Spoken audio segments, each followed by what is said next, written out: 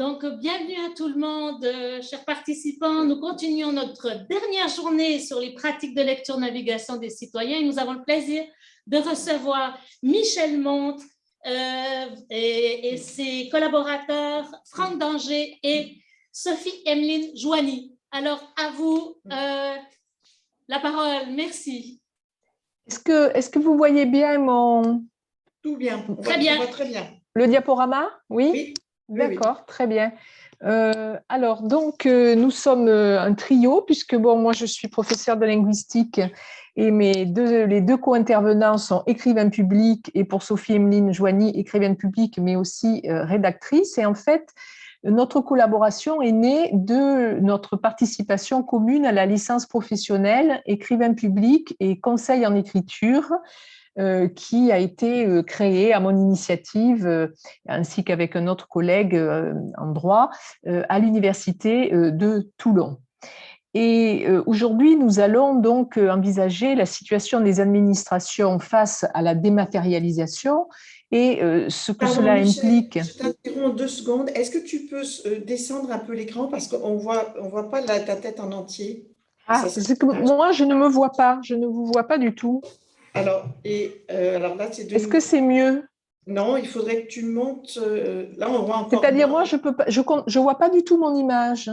Alors, monte un peu ton écran, peut-être. Le pousser. Le pousser. Voilà, là, c'est parfait. Ah oui, mais alors là, il faut que j'aille chercher un énorme dictionnaire parce que… Non, là, c'est bien. C'est bien? Là, c'est bon. Là, c'est parfait. Bon, d'accord, ça va. Très bien.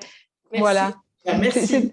C'est un peu… Je ne sais pas pourquoi, je ne vous vois pas, en fait. Donc, j'ai aucun contrôle sur… Tu peux faire quelque chose? Bon. C'est un peu perturbant parce que les autres fois, je voyais les gens à droite et là, je ne me vois pas, je ne vous vois pas. Bon, tant pis.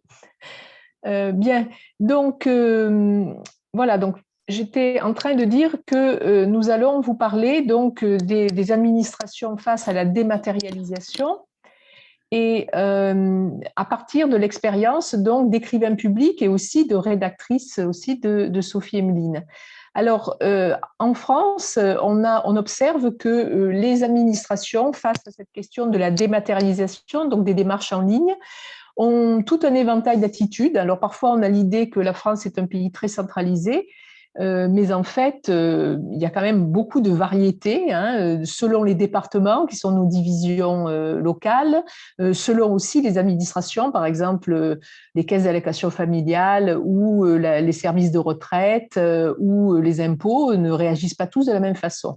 Et donc, voici l'éventail des réactions possibles. Hein. Laissez les publics se débrouiller. Donc, bon, on dématérialise, on ne cherche pas à savoir ce qui se passe. Et donc, si on pense à l'exposé de Myriam Neumann de début d'après-midi, ça pose des problèmes. Deuxième possibilité, qui est la meilleure, les accompagner en maintenant un accueil physique. Et donc, la dématérialisation ne supprime pas l'accueil physique. Troisième possibilité qu'on observe beaucoup, parce qu'elle est moins coûteuse pour les administrations, on oriente les publics vers des services d'accueil externalisés qui ne sont pas spécialisés ou vers des écrivains publics. Autre possibilité, on anticipe leurs difficultés lors de la conception des sites et des courriels, donc on mène un travail en amont. Et puis, dernière possibilité, on essaye de rendre les publics autonomes en finançant des ateliers numériques. Et donc, aujourd'hui, nous allons vous parler des 3 dernières possibilités, c'est-à-dire du rôle des écrivains publics, de l'anticipation des difficultés et de la possibilité de financer des ateliers numériques. Alors, notre communication va commencer par l'intervention de Franck Danger, donc, qui est écrivain public à vocation sociale et qui va nous parler de son expérience en tant qu'écrivain public de la dématérialisation. Ensuite, moi, je vous parlerai des spécificités de la communication par courriel telle que nous l'avons analysée pour laisser la place à Sophie-Emeline Joigny qui parlera des modèles de courriel personnalisés qu'elle a pu élaborer dans son double casquette d'écrivain public et de rédactrice à la Caisse d'allocation familiale du Finistère. Donc, je laisse la parole à Franck. Eh bien, merci Michel. Voilà, moi c'est pareil, je ne me vois pas, mais bon, si vous m'entendez, c'est l'essentiel.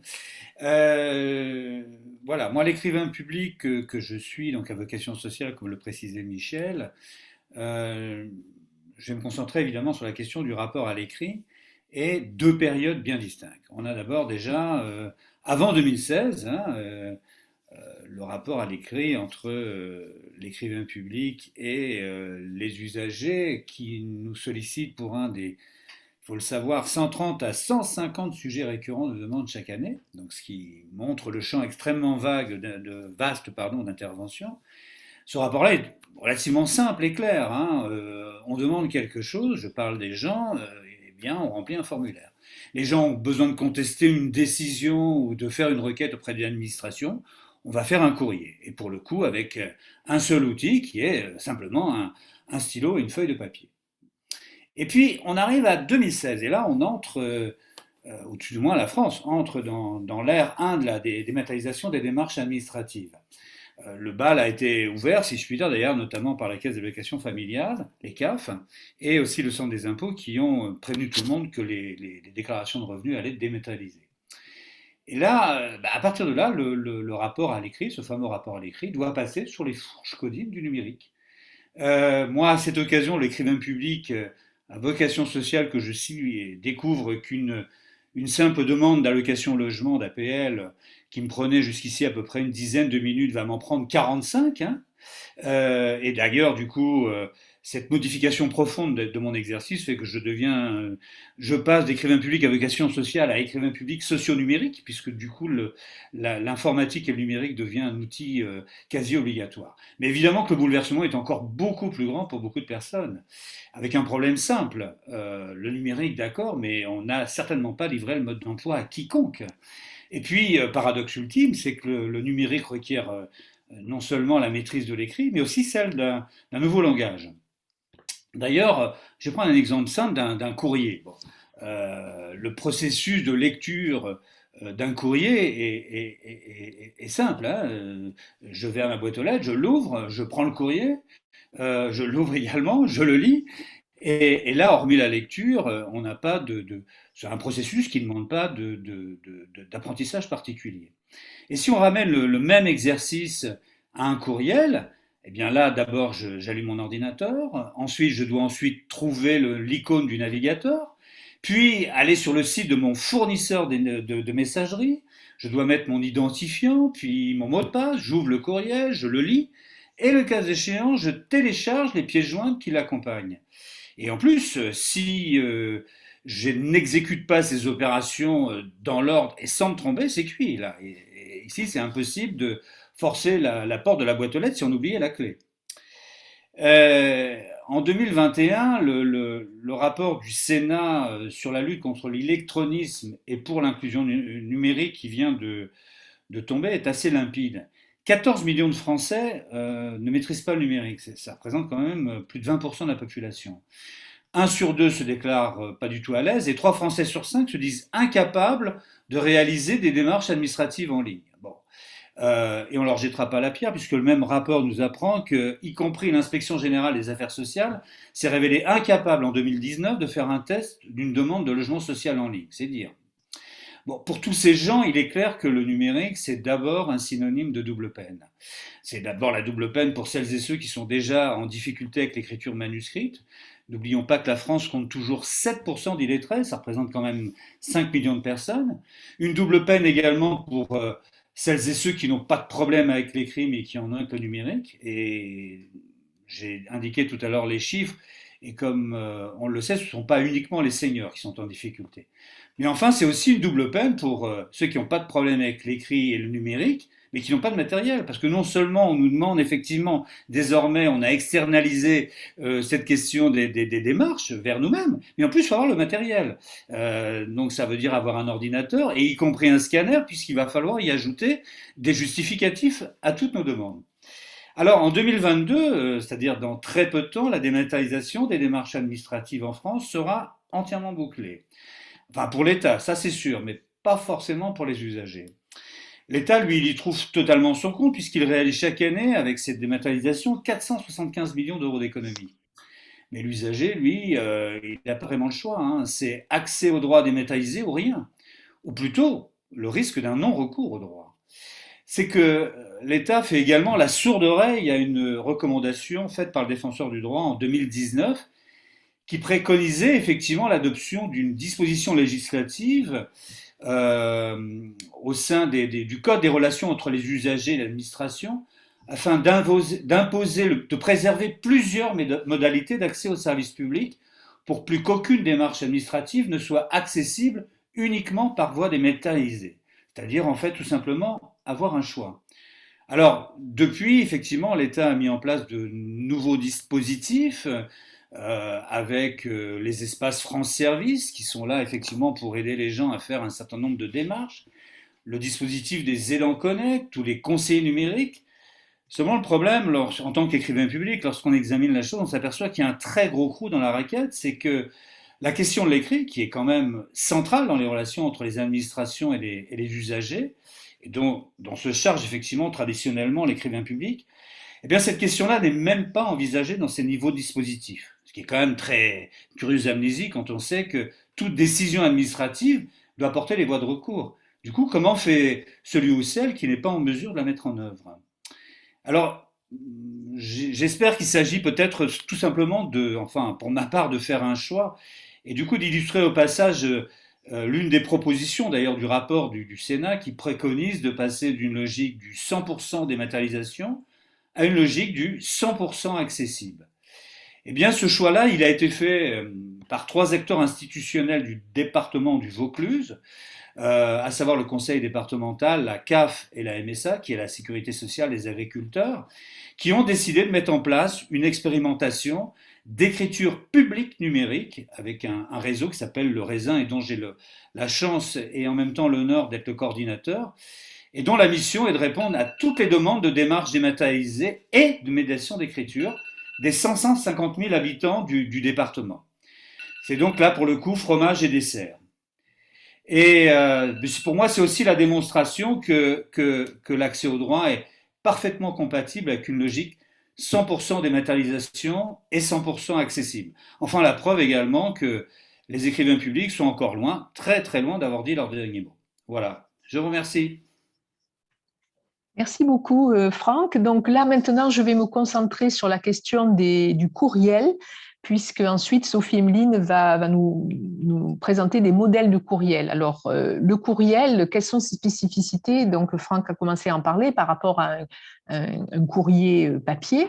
Bon, la lecture est souvent faite sur un écran petit. En effet, beaucoup de gens accèdent à leur courriel non pas par un ordinateur, mais par un smartphone qui n'est pas toujours adapté, enfin, dont l'écran ne s'adapte pas toujours à la taille du message reçu.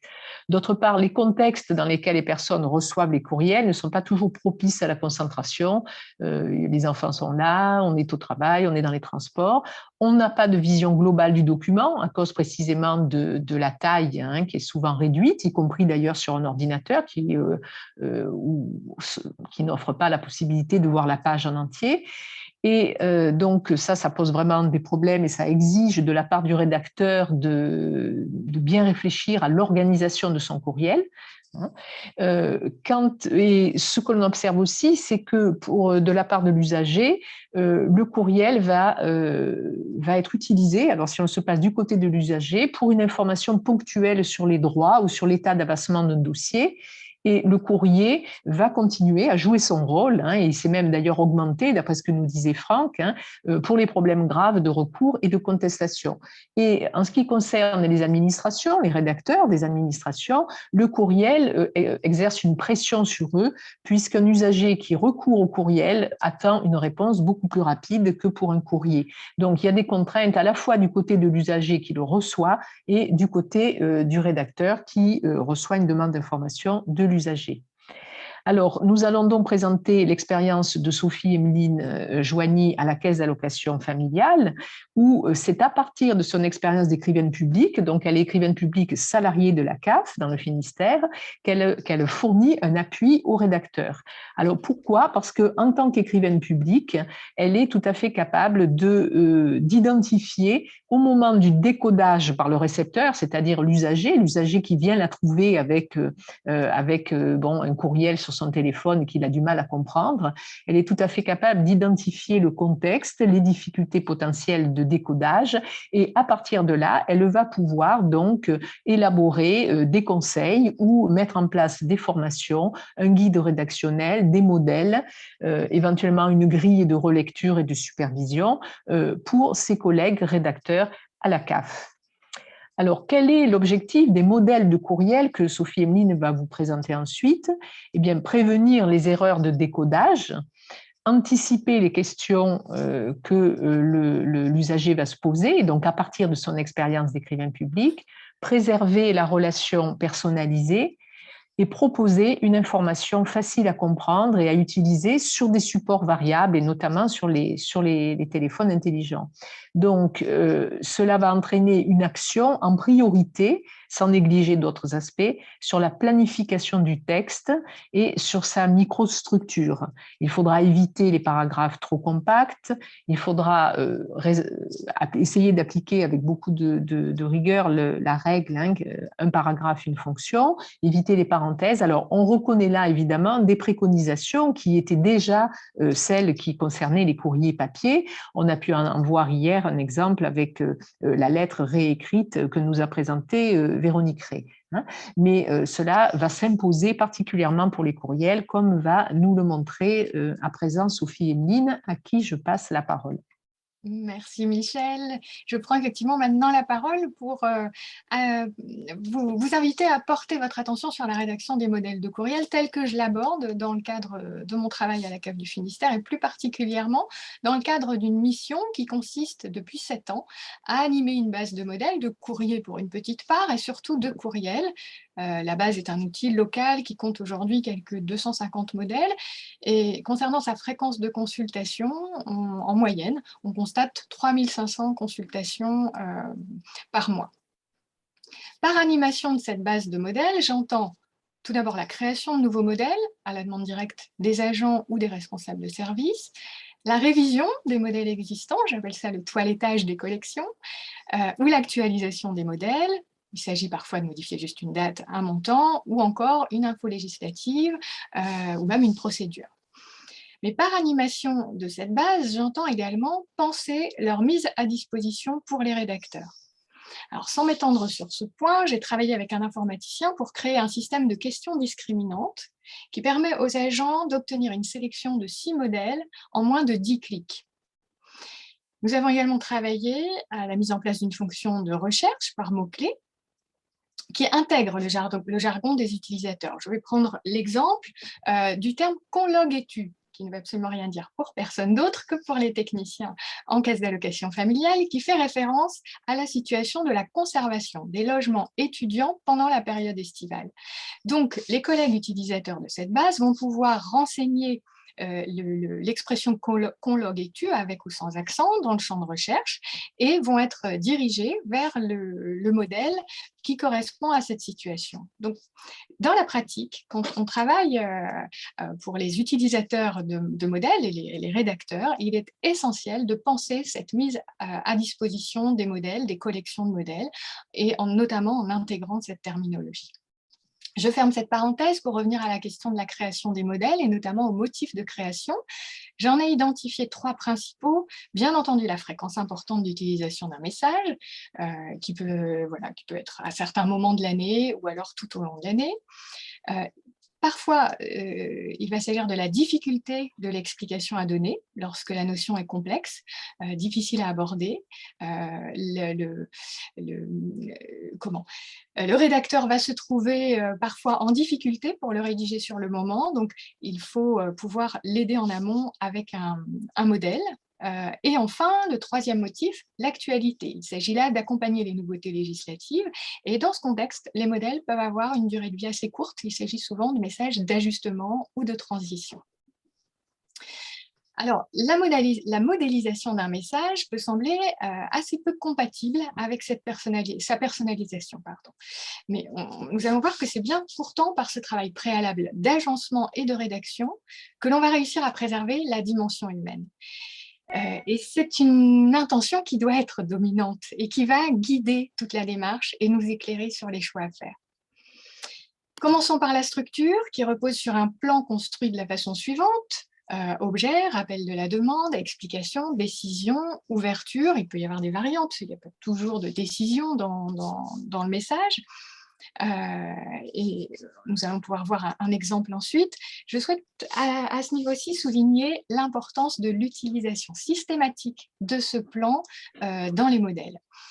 On mise ici sur la réitération de l'expérience de lecture.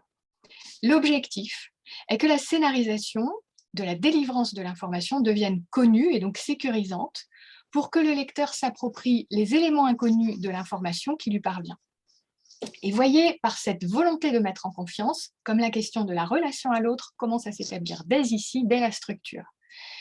Cela se poursuit par les choix rédactionnels. Plutôt que de les lister, je vous propose tout de suite de nous intéresser à un exemple. Le contexte est celui d'une réforme des aides au logement applicable en France depuis le 1er janvier 2021. La diapositive affiche le bloc d'informations fourni aux agents qui sont chargés de la réponse au courriel des allocataires, et notamment sur la question de la période ressources et des modalités de déclaration des ressources en ligne. Ces informations-là nous ont été données très tardivement au moment de la mise en place de la réforme, ce qui n'a pas permis un travail préalable. Donc, au cours de la première semaine de janvier, il m'a été demandé, dans l'attente de la livraison de modèles nationaux éventuels, de rédiger une collection d'une douzaine de messages pour que les collègues puissent répondre aux nombreuses questions qu'ils recevaient sur cette question. Alors, je vous épargne la lecture intégrale du texte, mais je vous invite à remarquer le premier point de la liste, cette notion de 12 mois glissant de M-13 à M-2, une notion qui est particulièrement complexe à appréhender et à expliquer. Voyons maintenant l'exemple. Dans la colonne de gauche se trouve le texte du modèle, dans la colonne de droite, les leviers rédactionnels que nous avons utilisés. Dès le début du modèle, bien sûr, le rédacteur est invité à nommer l'administré pour lui indiquer qu'il reçoit une réponse personnelle. Ensuite, il est invité à dater le contact et surtout à reformuler précisément la demande pour confirmer l'approche personnalisée. On en donne un exemple, mais les rédacteurs peuvent tout aussi bien et sont invités à reformuler en utilisant les termes utilisés par l'allocataire lui-même. L'administré. On utilise le terme allocataire pour la caisse d'allocation familiale, mais globalement l'administré. Ensuite, nous allons lui fournir des éléments de contexte et les changements pour prévenir les incompréhensions. Et vous remarquez ici l'emploi de « en effet » en début de paragraphe, qui a pour objectif de conforter l'allocataire dans sa demande d'information. Il est légitime qu'il s'interroge sur les nouvelles modalités parce qu'effectivement, elles ont changé. Donc, il s'agit de lui confirmer qu'il est tout à fait bienvenu à nous poser la question. Et alors là, je vous invite à la troisième ligne à repérer la façon dont nous avons évoqué les 12 mois et formulé ainsi sur la période des 12 mois. Et oui, alors la suite n'est pas totalement terminée. Après les 2 points, vous remarquez qu'il y a bien sûr l'énumération de tous les revenus qui peuvent être concernés. Mais nous avons, vous voyez, juste indiqué sur la période des 12 derniers mois. Vous évoquiez hier la question de la vérité. Vous voyez que là, il y a une petite entorse à la vérité. Ce n'est pas tout à fait les 12 derniers mois puisqu'il s'agit de M-13 à M-2. Nous avons fait le choix ici de ne pas entrer dans ce détail, pas tout de suite. Nous allons pouvoir voir à la diapo suivante que nous avons plutôt utilisé l'exemple. Vous voyez que nous avons cherché à expliquer cette notion, ou plutôt nous ne l'avons pas expliquée, cette notion de 12 mois glissants, sans la nommer, mais nous en avons assuré la compréhension par l'utilisation d'exemples. Et nous avons utilisé 2 exemples en partant de l'hypothèse que l'allocataire va effectuer sa demande au moment où il va recevoir sa réponse, puisqu'il est certainement déjà engagé dans la procédure s'il se pose la question de savoir comment faire, ou bien s'il tarde un petit peu, il le fera le mois suivant. Donc nous avons choisi de lui souffler la réponse. La notion est complexe, il est inutile de l'encombrer avec la façon de calculer lui-même finalement cette notion de 12 mois glissants. Donc, plutôt que d'entrer dans le détail de l'explication générale, nous avons plutôt opté pour 2 exemples et j'actualise les dates chaque mois, si bien qu'il s'agit toujours du mois en cours et du mois suivant.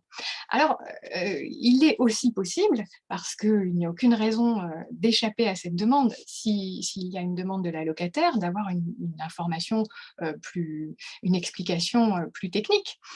Dans ce cas-là, ce que je vais proposer, c'est de créer un paragraphe optionnel et l'utilisateur, l'agent rédacteur, va pouvoir supprimer le paragraphe optionnel qui ne correspond pas au degré de technicité qu'il souhaite utiliser pour répondre au mail et qui est adapté au niveau de réponse qui lui semble attendu par la locataire. Nous poursuivons ensuite l'énumération des types de ressources après avoir expliqué donc celle qui concerne les 12 mois glissants qui était la plus complexe à appréhender, donc le plus difficile à appréhender d'abord et ensuite la suite de l'explication.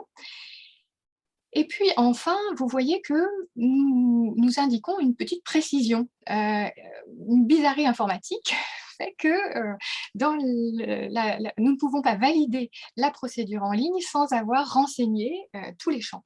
Donc, si les personnes n'ont pas perçu, déclaré ou versé ces montants-là, ils doivent renseigner 0 €.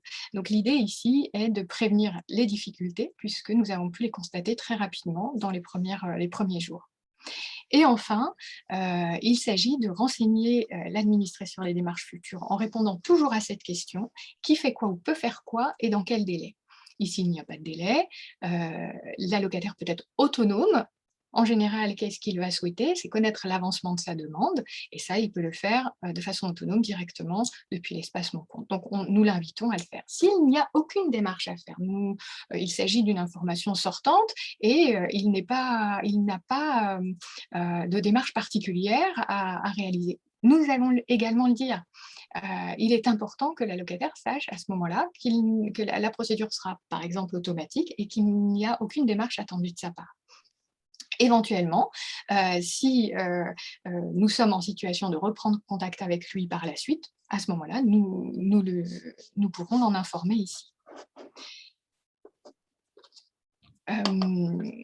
La personnalisation du message, vous le voyez, passe par l'insertion d'éléments liés à l'administré, mais pas seulement. Ça passe aussi par l'insertion d'éléments qui peuvent lui être utiles et qui sont adaptés au degré de précision qu'il souhaite grâce à ce système de paragraphe optionnel. Et la personnalisation passe aussi par l'anticipation des questions et des blocages éventuels. Alors, nous ne présentons ici qu'une petite partie des leviers rédactionnels à utiliser, mais ils illustrent 2 points. La touffeur de l'information législative, qui place souvent les agents en situation de difficulté quand il s'agit de répondre aux questions des administrés, et les modèles constituent donc ici des outils. Et cela illustre également comme l'action humaine demeure essentielle. Qui dit modèle ne dit pas automatisation et surtout pas déshumanisation. C'est pourquoi, depuis 1 an, à la CAF du Finistère, la délivrance des modèles s'accompagne de formation et de coaching, desquels je suis en charge, à destination des agents.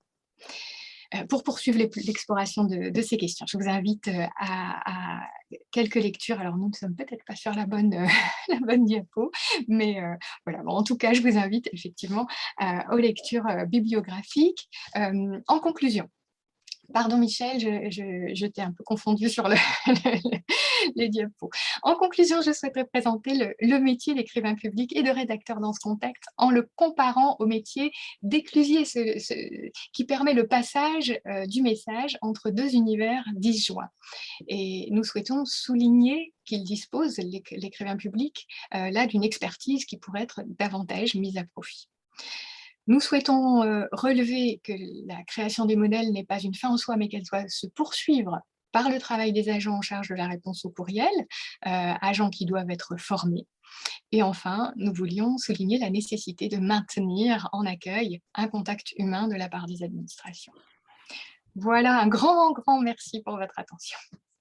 Et donc, nous reprenons le slogan, le slogan, non, la demande du défenseur des droits de passer du 100% dématérialisation au 100% accessible. Merci à tous pour votre attention. Véronique, tu veux… Oui, merci beaucoup à vous trois de ce co-exposé qui se complète et s'enrichit. Merci d'avoir employé le mot modèle et pas le mot guide, et d'avoir parlé de l'animation de ces modèles. Et on pourrait presque parler de modèles dynamiques, la façon dont vous en parlez, c'est-à-dire que ce n'est pas du tout quelque chose qui est gravé dans le marbre, mais qui se construit. Moi, j'avais une question sur est-ce que vous offrez des formations, et vous avez déjà répondu à cette question. Mais je voudrais revenir sur deux éléments. Tout d'abord, vous avez pointé la notion de réitération d'expérience, et je trouve que ça fait écho à ce que disait Franck Danger sur ouvrir sa boîte aux lettres et ouvrir un ordinateur, ça n'a rien à voir. Se rappeler ses mots de passe, se rappeler son identifiant, on est bien là dans un problème de réitération d'expérience. Et peut-être que dans le 100% accessible, il y a ça qui est commun à ces témoignages-là, c'est cette réitération d'expérience, parce que si à chaque fois c'est la première fois, c'est épuisant, alors que la boîte aux lettres avait un côté, j'ose pas dire folklorique, mais il y avait la surprise. Là, on n'est pas du tout dans une surprise. Alors, j'en viens à mes deux questions. La première question, c'est par rapport à cette expérience dans le Vaucluse. Est-ce que ça a été sur une demande de la collectivité? Est-ce que l'élaboration a été laborieuse et dans la souffrance, comme ça a été témoigné à la table ronde? Ou est-ce qu'il y a eu une coopération, on pourrait dire citoyenne, qui a permis ça? Et puis, dans quelle inscription de temps, si on voulait dupliquer cette expérience dans d'autres départements, que ce soit en restant dans la région PACA, par exemple, mais bon, voilà. Et puis, une question sur j'ose, hein, Oui. une question sur le travail qui est fait donc auprès de la CAF. Est-ce qu'on peut imaginer une généralisation auprès d'autres organismes? C'est-à-dire, est-ce que ce travail-là qui montre toute sa pertinence et qui montre à quel point des spécialistes de l'écrit sont nécessaires pour construire cette médiation, est-ce qu'on peut l'imaginer dans d'autres structures et lesquelles, si vous en voyez? Voilà. Peut-être Franck en premier. Oui, bien sûr. Bon, très rapidement, je ne maîtrise pas tout l'historique qui a conduit à ça, mais je le connais quand même un peu. Il est assez simple, c'est que tout d'un coup, le conseil départemental, la CAF et la MSA, se sont rendus compte que lorsque les gens se présentaient dans les accueils, ils ont bien vu qu'il y avait des gens qui étaient totalement déconnectés au sens propre du terme, quoi. Bon. Et qu'il y avait une urgence à résoudre, c'était la question de l'accès au droit d'abord. Donc on rejoint effectivement ce qu'on disait tout à l'heure, de l'accessible et de l'immédiateté. D'ailleurs, il y a une particularité dans la mise en place de ce réseau, c'est que donc une expérimentation d'écriture publique numérique, c'est que il a été décidé de faire directement à la place d'eux. C'est-à-dire que on ne s'embarrasse pas pour le coup, soi-disant, de la question de l'autonomie, hein, on n'est pas dans le fameux pouvoir d'agir, on dit on va faire tout de suite, on va régler tout de suite la problématique de l'accès au droit. Ce qui ne veut pas dire, et ça c'est un petit peu mon rôle aujourd'hui, qu'on ne va pas se préoccuper derrière de voir des gens en très grande difficulté, et bien de les orienter sur un parcours d'apprentissage du numérique avec des structures qui vont permettre aux gens déjà de se servir correctement de leur smartphone, hein, puisque on évoquait tout à l'heure le courriel, aujourd'hui les mots de passe sont préenregistrés, les gens, s'ils ont une nouvelle démarche à faire, ils sont incapables de se souvenir de leur mot de passe. Bon, déjà se servir de ça, y compris la même chose, là c'est ce qu'on vient de faire une réunion de bilan là-dessus, sur la question de l'apprentissage du français, pour les gens qui sont en difficulté, de pouvoir les réorienter aussi sur cette question-là. Et puis le Covid a montré aussi une chose, c'est qu'avant, il y avait des gens qui se présentaient spontanément sur ces accueils, qui n'étaient pas suivis par les assistantes sociales ou pas suivis par des travailleurs sociaux, quels qu'ils soient. Et avec le Covid, les accueils fermés, ces gens-là ont disparu. Et on ne sait plus où ils sont. Et du coup, le fait d'avoir un réseau sur un département capable effectivement de répondre à ces demandes-là, on compte sur le bouche à oreille, on compte sur un certain nombre de choses qui font que les gens vont venir, du coup, ils savent du coup où il y a une aide qui peut leur être apportée. Et pour finir là-dessus, très rapidement, le bilan qu'on vient de faire là, a montré que 81% des gens accueillis là, sur le premier semestre 2021 étaient des gens qui n'avaient aucune connaissance de l'informatique et sans aucune utilisation de ça. Ça veut dire que le réseau, il a bien été positionné pour la cible de ces personnes qui sont en très grande difficulté. Sophie-Emeline, peut-être tu veux dire généraliser la deuxième question de Véronique sur la généralisation. Voilà. Alors, il existe des modèles qui sont produits au niveau national. Toute la question qui se pose, c'est ce que j'évoquais en parlant de l'animation de ces collections. Et aussi, par exemple, dans l'exemple que j'ai pris, j'ai indiqué que j'actualisais chaque mois certains champs, en l'occurrence des dates. Nous donnons aussi des informations locales. Par exemple, quand il y a une somme perçue en trop et que les administrés sont invités à la rembourser, si l'information est rédigée localement, nous allons tout de suite pouvoir donner l'information de la date de prélèvement qui va être mise en place. Ces informations-là ne peuvent pas être généralisées sur le plan national. Donc, il est important et c'est souhaitable effectivement que des rédacteurs professionnels puissent accompagner les administrations dans ces démarches-là. Mais pour être totalement abouti, il faut que ce soit local, pas uniquement national, et il faut qu'il y ait ce travail d'échange. Je suis administrativement rattachée au service de l'accueil, pas au service communication, pas au service d'action sociale, mais de l'accueil. Je travaille et j'ai le même encadrement que les collègues qui sont chargés de l'accueil physique et de la réponse de niveau 1. Donc, ce sont mes collègues proches et il y a ces connexions, ces interconnexions quotidiennes qui viennent nourrir tout le travail que je peux leur apporter en soutien, en appui à l'exercice de leur métier. C'est un petit peu différent quand les choses sont organisées sur le plan national.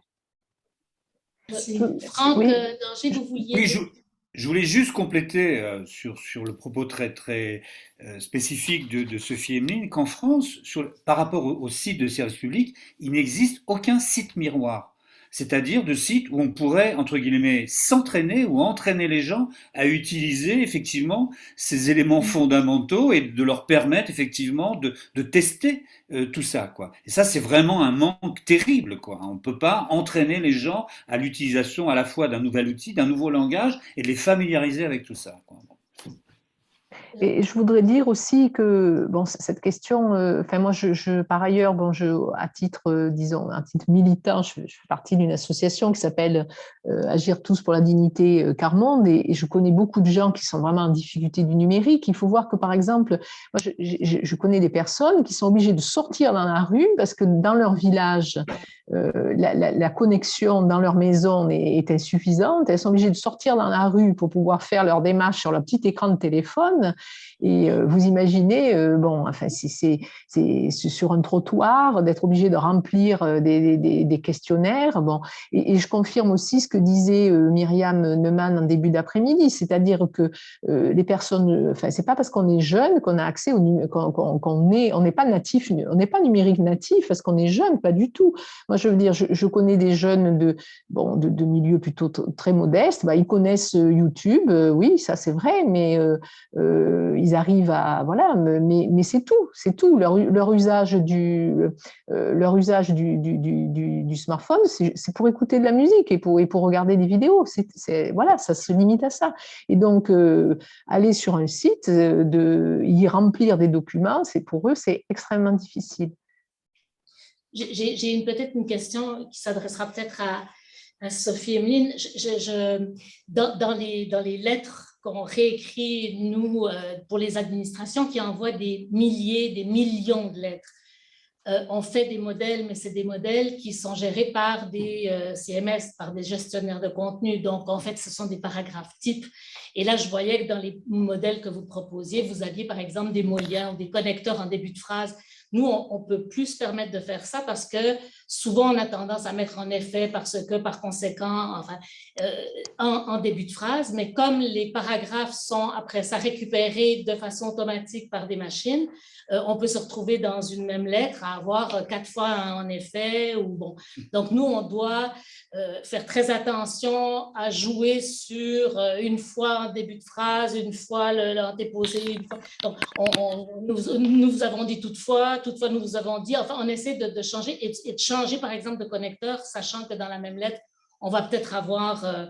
et là, je me demandais, est-ce que dans l'expérience que vous avez vécue, que vous vivez, Franck ou vous, est-ce que vous avez cette expérience des paragraphes types qui sont composés, que nous faisons comme vous, là, c'est-à-dire qu'on travaille avec les gens, les formes, tout ce que vous faites, on le fait. La seule grosse différence, c'est que ce sont des lettres automatisées par paragraphe type. Alors, on se crée des bases de données pour que justement, comme vous un peu, mais de façon beaucoup plus automatisée, on puisse, en cliquant un mot ou en retrouvant un extrait de quelque chose, retrouver à peu près un type d'écriture. Donc, tout ça pour dire que est-ce que vous avez été prise avec ce genre de problème-là de l'écriture de lettres type automatisées?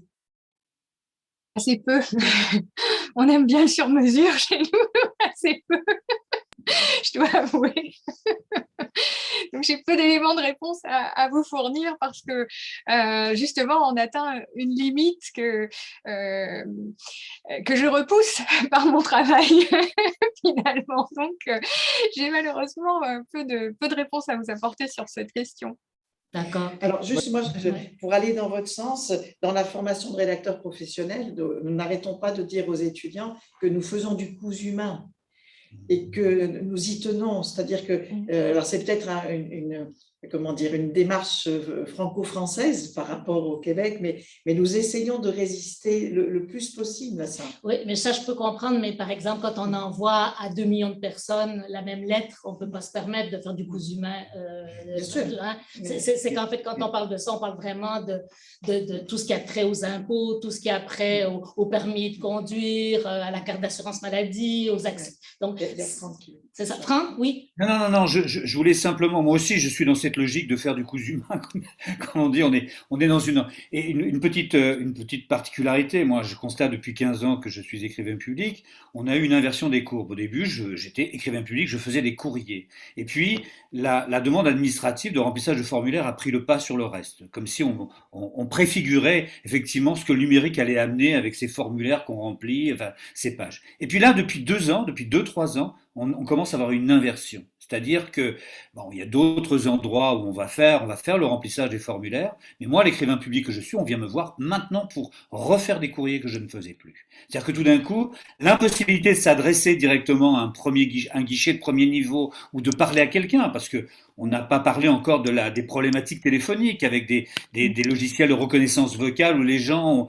ont la possibilité, doivent dire d'une phrase distincte et compréhensible la raison de leur demande. Et si ils sont pas compris au bout de 3 fois, ça raccroche tout seul. Donc au bout d'un moment, il y a une espèce de colère qui fait que tout d'un coup, on vient faire un courrier parce que là, au moins, on a la certitude qu'on sera entendu et peut-être compris, quoi. Bon. Et donc là, l'écrivain public répond, finalement, remplit complètement son rôle d'apporter à la fois une parole bien particulière et de faire usage évidemment de ce que nous apprenons à avoir un contenu et de permettre à cette personne d'être entendue, quoi, par rapport à ça. Alors évidemment, nous on n'envoie pas 2 millions de courriers non plus, mais c'est cette particularité qui permet justement aujourd'hui à des gens qui ne sont plus entendus d'être à nouveau compris au travers effectivement de cette fonction du courrier, quoi, voilà. Mais ce qui est extraordinaire, c'est la valorisation de ce métier d'écrivain public que je trouve extraordinaire, qui correspond à ce que font ici. On parle vraiment très peu au Québec d'écrivains publics. En revanche, les rédacteurs dans les organismes communautaires jouent ce rôle. Sans se nommer écrivain public, mais ce rôle vraiment de médiation entre des gens qui ne comprennent pas comment exiger quelque chose, comment porter plainte, donc cette médiation se fait, mais elle se fait vraiment pas de façon si claire et révélée que chez vous, et il n'y a pas de formation pour devenir écrivain public. Oui, mais justement, en fait, le problème en France, quand même, c'est que bon, il n'y a que 2 licences professionnelles d'écrivain public. pour toute la France. Et puis surtout, le gouvernement n'a pas du tout compris l'enjeu d'avoir des écrivains publics professionnels. Et les communes, bon, moi, les anciens étudiants de l'Université de Toulon ont créé une association, ils passent leur temps à écrire à des communes, à réagir à des appels d'offres pour des bénévoles. Or, je veux dire, les bénévoles, bon, avec toute leur bonne volonté, ils n'ont pas la formation juridique, parce que quand même les écrivains publics ont aussi une formation juridique, et ils n'ont pas non plus l'expertise rédactionnelle d'un professionnel. Et ça, c'est un... il y a un énorme écart et beaucoup d'écrivains publics doivent non seulement exercer leur métier, mais en plus se battre pour en faire reconnaître l'utilité. Alors, on va se battre avec vous parce que c'est extraordinaire ce que vous faites. On a de très beaux témoignages aussi en ligne. Merci mille fois. J'espère qu'on aura l'occasion de continuer. On doit malheureusement terminer. C'est déjà 11h30. Merci à vous. Merci. Vraiment, merci. Merci. Merci.